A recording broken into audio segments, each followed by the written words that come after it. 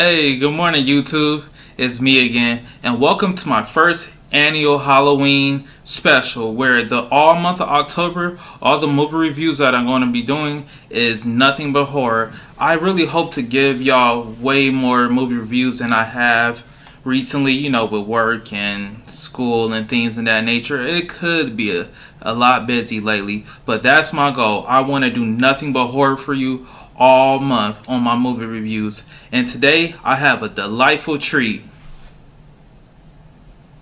Get it? Alright, some of y'all gonna get it later, but we ain't gonna worry about that. But anyways, this is gonna be talking about Good Boy, which is gonna be coming from a dog's perspective of what they see. And yes, the dog is the protagonist in this film.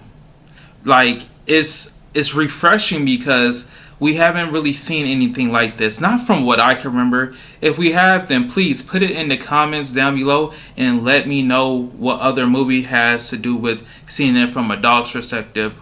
Oh, there is one, but it wasn't a horror. It was called Below Seven with Seven Siberian Huskies.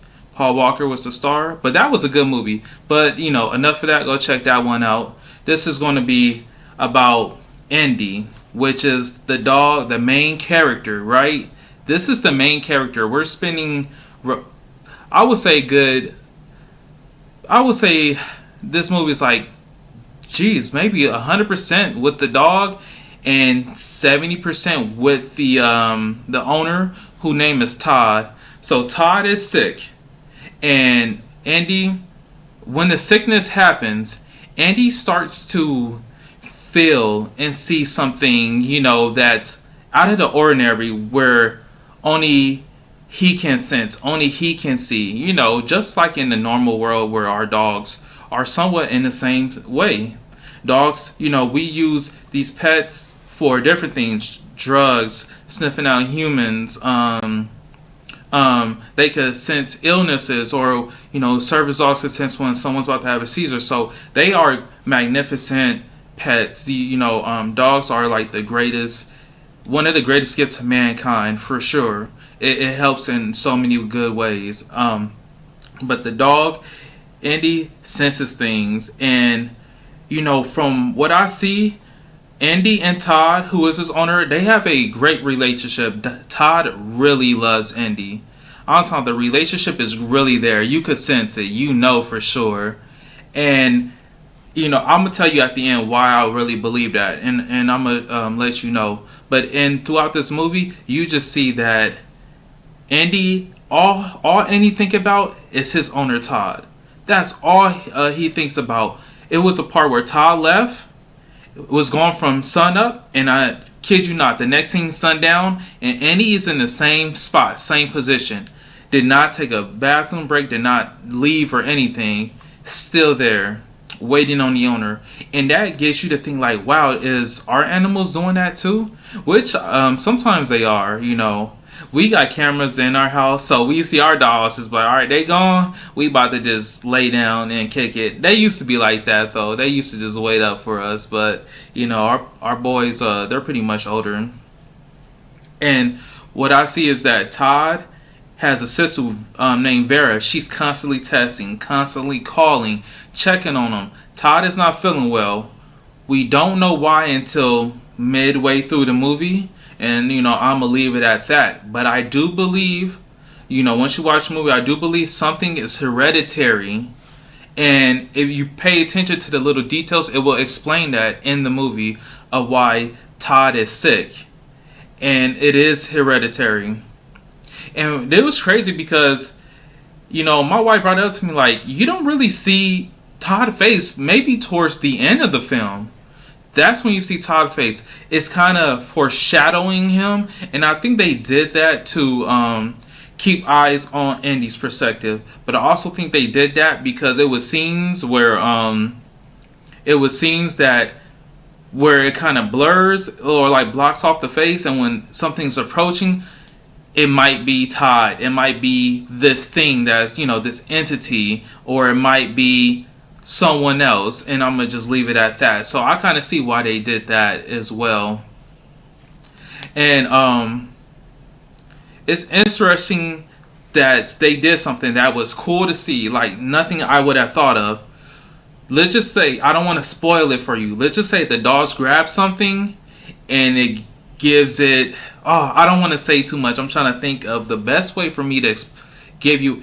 Basically, the dog's going to get an object, and I'm going to leave it at that. And if you see the movie, and let's say it's a bandana, the dog gets a bandana, and then go see the movie so you can know what happens in that scene. It was pretty, I would say, breathtaking to see that. Oh shoot, what if that really does happen in like real life? Real time.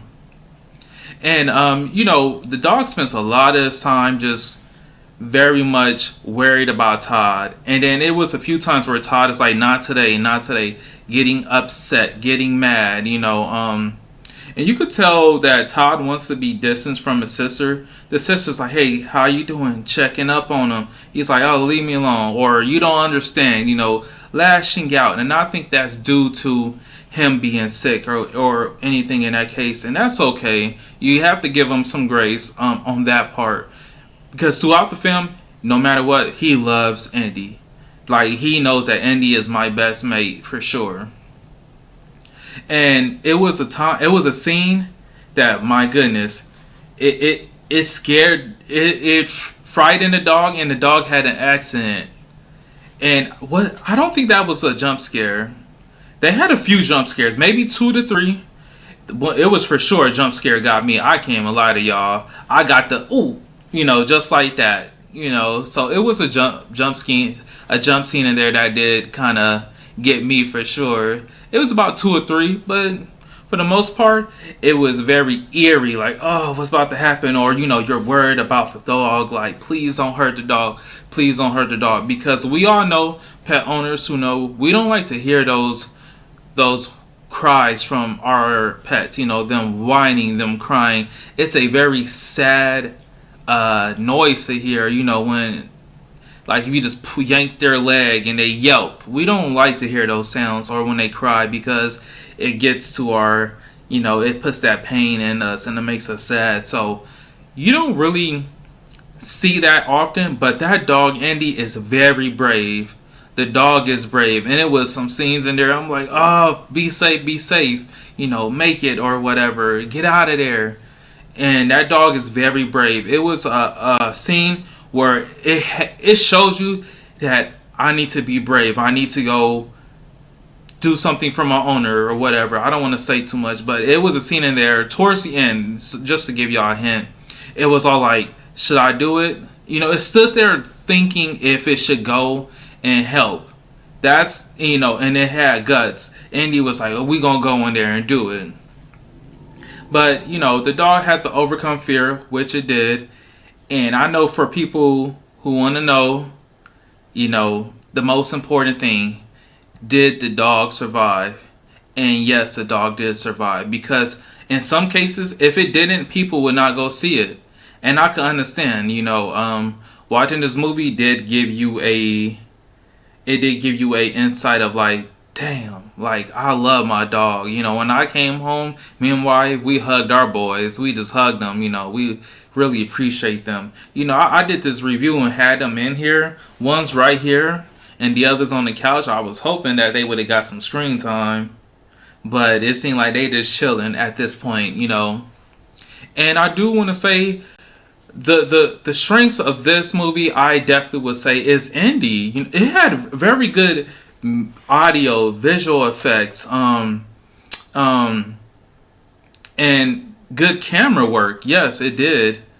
And if I had like one bad thing to say, it could have just been maybe more explanation of the thing. I'm gonna say that, of the thing that's hunting, or the entity. More explanation. If I missed that, please comment down below. And maybe I did, because there was little details in there you needed to hear and listen for to know, But I want to give this movie, I would say, a 10 out of 10. It was very good.